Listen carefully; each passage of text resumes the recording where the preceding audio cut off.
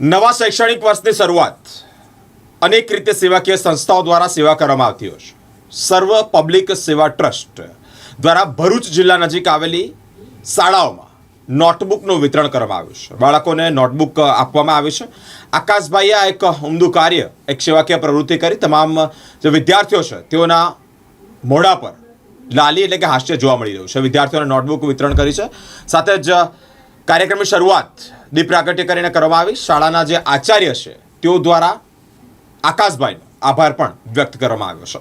સર્વ પબ્લિક સેવા ટ્રસ્ટ તરફથી નેત્રંગ તાલુકાના ભરૂચ જિલ્લામાં અનેક શાળાઓમાં નોટબુક વિતરણ કરવામાં આવ્યું છે. વિદ્યાર્થીઓને શૈક્ષણિક સાધનોના રૂપમાં નોટબુક આપવામાં આવી છે, ત્યારે વિદ્યાર્થીઓના મોઢા પર હાસ્ય પણ એટલે કે લાલી પણ જોવા મળી છે. સર્વ પબ્લિક સેવા ટ્રસ્ટના આકાશભાઈ દ્વારા આ કાર્યક્રમ કરવામાં આવ્યો છે.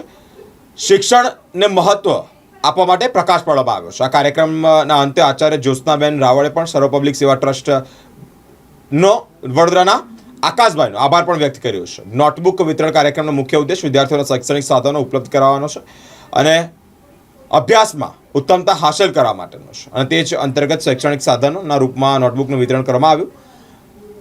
બાળકોના અભ્યાસને આગળ વધારવા માટે અને પ્રોત્સાહિત કરવા માટે આ એક મહત્વનો પ્રકાશ પાડવામાં આવ્યો છે.